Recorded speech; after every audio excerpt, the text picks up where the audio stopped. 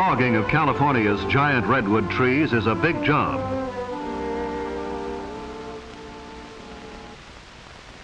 Even before the trees are felled, a railroad has to be built to take the trees to the mills to be cut into lumber.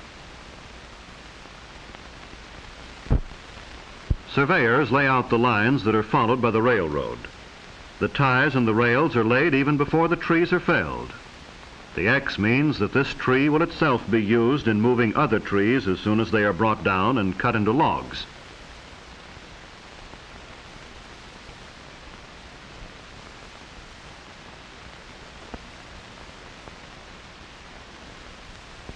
The topper will cut off the top and the tree will be rigged with cables and pulleys.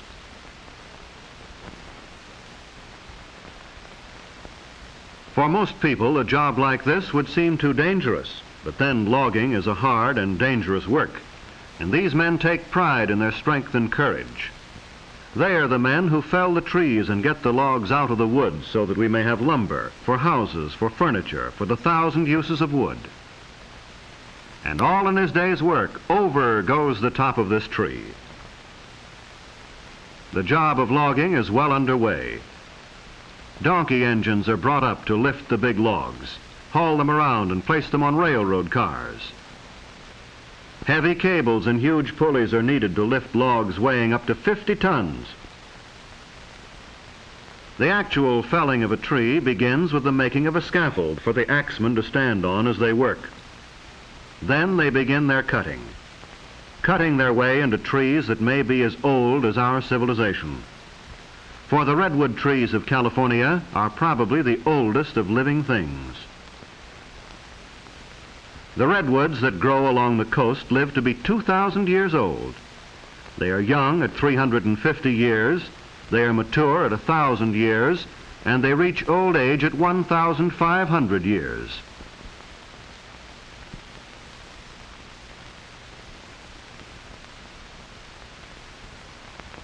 All of the world's history since Christ was born could have occurred during the life of perhaps one of these redwoods.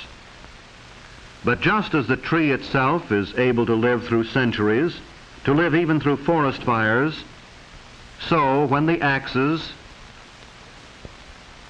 the wedges, and the saws bring it down, the lumber will last for many, many years. That is why it is very valuable as lumber.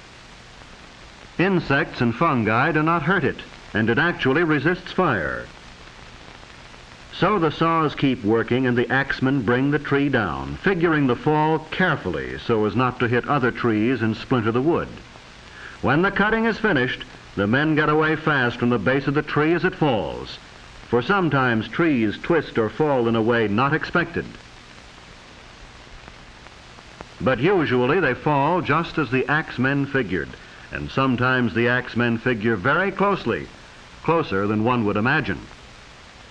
So down they come, some of the world's oldest, biggest, and tallest trees, trees that grow over 350 feet high, trees that may be over 20 feet thick at the base, trees that are so big that more than 20 houses can be made from just one tree.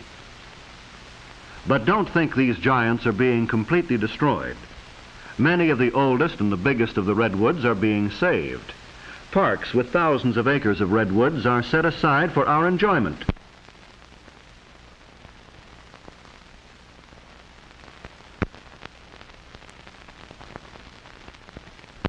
But now the logs are cut to the lengths wanted by the mills and the carpenters and started on their way to becoming boards useful to mankind. But the journey is not quick, simple, or easy. The logs must be snaked out by big tractors and loaded onto heavy trucks, or dragged by the tractors out to the edge of the clearing where they can be picked up and carried overhead toward the railroad. The logs look small as they swing easily through the air. Notice the big tongs like ice tongs that are used in lifting and moving the logs, and the booms that swing the logs onto the flat cars. But with the arrival of the logs at the railroad, A second part of the log's journey to the mill has begun. Trees that were living and growing a few days before are now on their way to be sawn into lumber.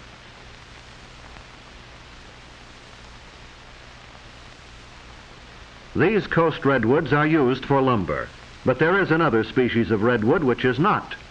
It is the redwood of the Sierra Nevada mountains. The scientific name for both is sequoia, the name of a famous Cherokee Indian. The Sierra redwood is even bigger than the coast redwood. It grows to be as much as 40 feet thick at the base, and it lives longer. It may live to be 4,000 years old. Redwoods are today native only to California and a small section of Oregon. But thousands of years ago, they were to be found throughout Europe and Asia. They grew in countries that are now cold, but were at one time warm. Places like Alaska, Iceland, and Greenland. Their history goes back millions of years to the time of the dinosaurs. But here at the sawmill, the redwoods are just big logs that have to be unloaded into the mill pond. And the straight arm that is used in football is found here to be simple and efficient. Trainload after trainload comes to the mill to meet the huge demand for redwood in this country and abroad. The demand for a wood that will not rot, that termites will not eat, that fire cannot easily burn.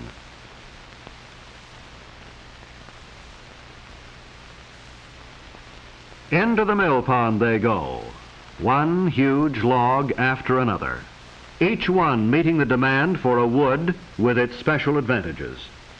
Here are the timbers that won't rot in wet mines, or the railroad ties that won't catch fire when burning cinders fall on them. And here is a mill where the logs are brought from the forest and stored in a mill pond where they can be easily moved.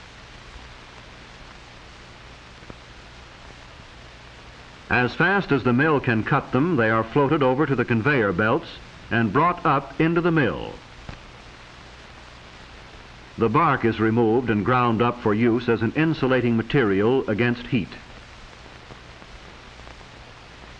Then the big saws begin cutting off enormous boards.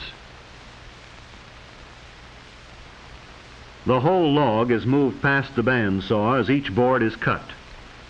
The log moves back and then comes forward for the cutting of the next board.